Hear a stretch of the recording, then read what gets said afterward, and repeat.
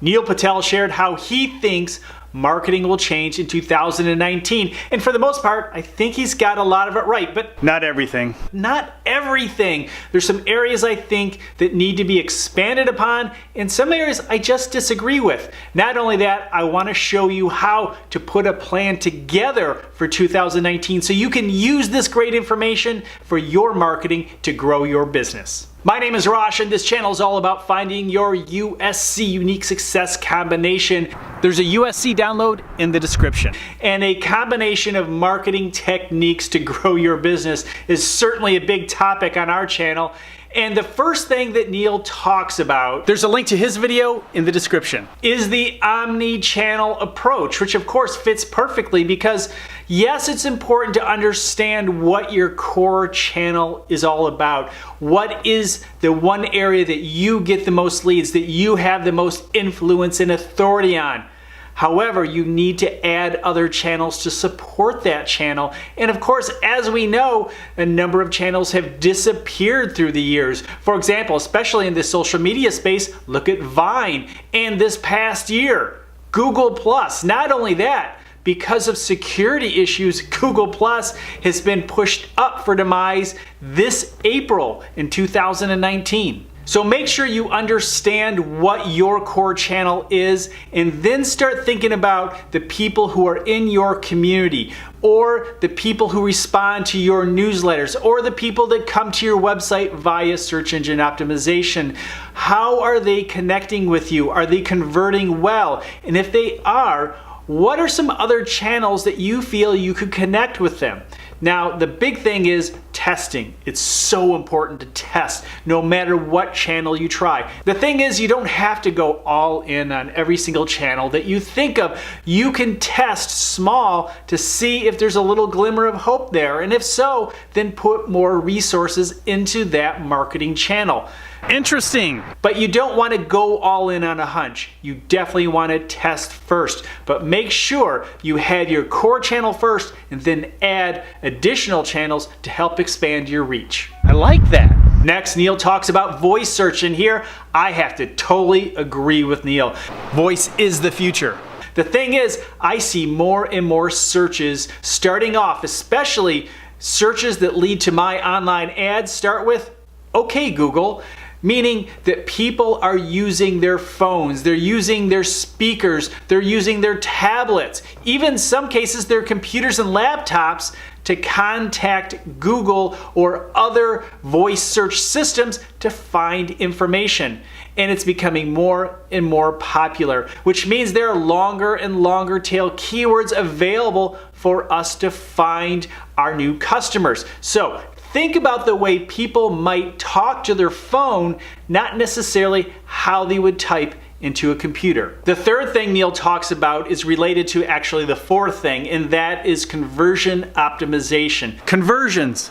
In other words, how can you better convert the people that follow you via social media, or subscribe to your email list, or land on your website?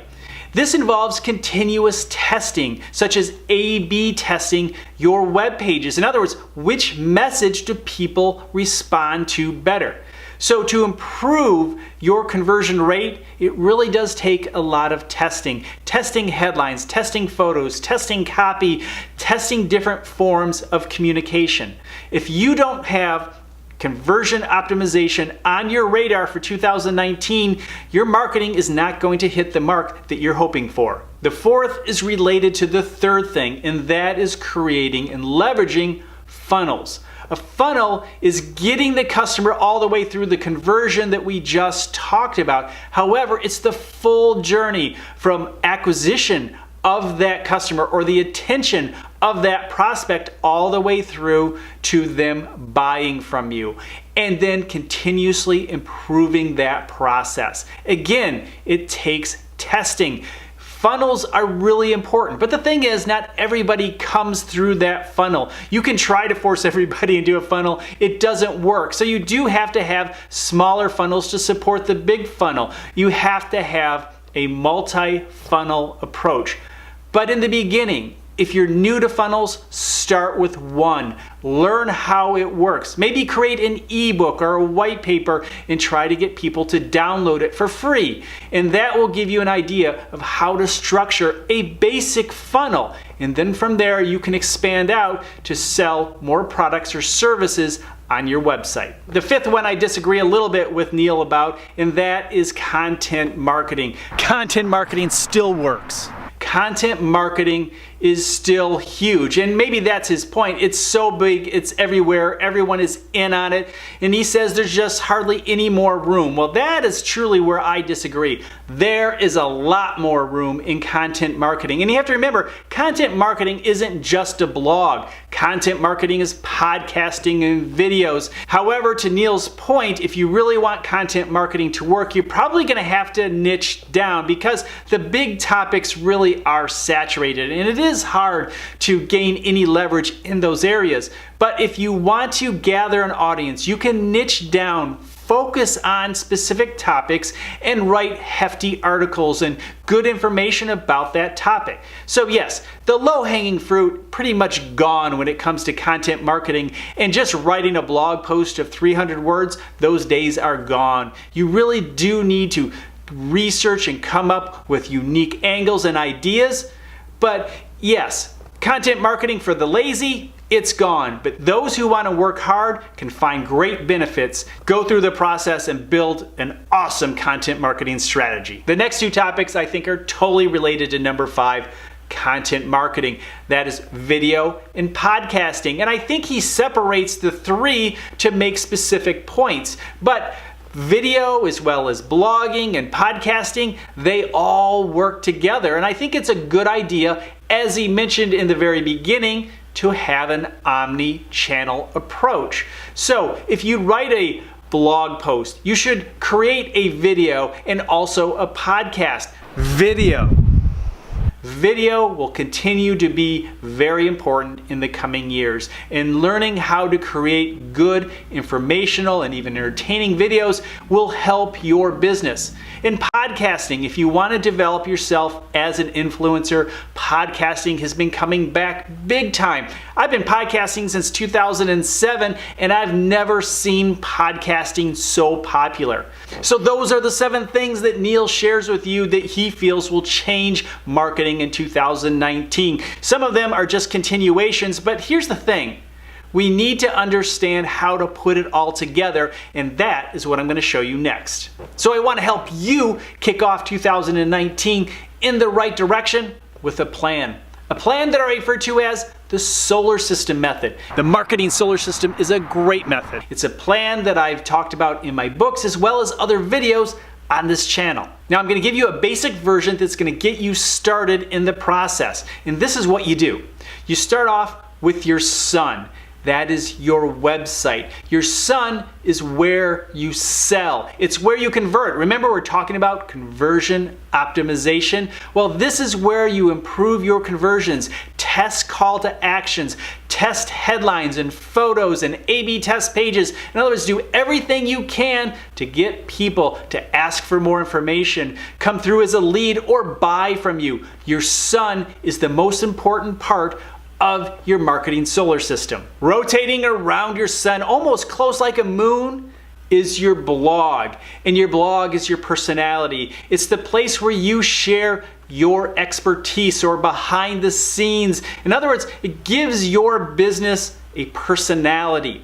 And what you need to do today versus in the past is create good quality, in-depth pieces, content that people are willing to share. People share longer pieces of content because it looks authoritative. Now, they may not read the whole piece of content, but they're more willing to share it if it's long and in-depth. So, look at your competition. Put in some keywords related to your expertise and see which blog posts or content come up, which web pages come up, and see how you can create a better page. Test, test, test. Next is what I refer to as your inner planets. These are multimedia sites such as YouTube, Flickr, Vimeo, or your podcast. audio, video, photography. These are housed in these inner planets that are very shareable. Now you can create a community such as on Flickr or maybe YouTube in these communities, but ultimately these are locations you share your multimedia. They can also be shared on your blog or on your website, and more importantly, to your outer planets. Your outer planets are sites such as Facebook, LinkedIn, Instagram, Twitter. These are the places where you engage with your community and your prospects. And what you do is you share your inner planets, your blog posts, and even sometimes your pages from your son, your website, in your social media, and then hopefully drive them in from Twitter to YouTube, to your blog, to your website. Sometimes it's from Facebook directly to your blog, to your website, and other times it's directly from LinkedIn to your website. There are many paths to your son where you convert. Now you don't necessarily sell in all those other locations, but you drive people in your solar system so they do buy. By the time they get there, they'll be familiar with your content. They'll understand who you are. They'll trust you because they've seen enough information about you, and they're more ready to buy when you pitch them on your website. Now there's one more thing that I think is really important and still valid today. It's a digital marketing method that I think is still important in 2019. It's what we refer to as the asteroid in the marketing solar system, and that is email. Email is still very powerful. Collecting emails every step of the way is still important. Collect emails on your website because you don't own YouTube, you don't own Flickr or Twitter or any place else outside of your website and blog and email list. So make sure that you can still contact your customers down the road. Don't depend on third-party sources to house and continue to keep that communication open, which is so important to growing a business in 2019. Hey, if you found this video valuable, give it a thumbs up to let other people know it's a good video, and I'll see you in the next video with more great marketing and business information.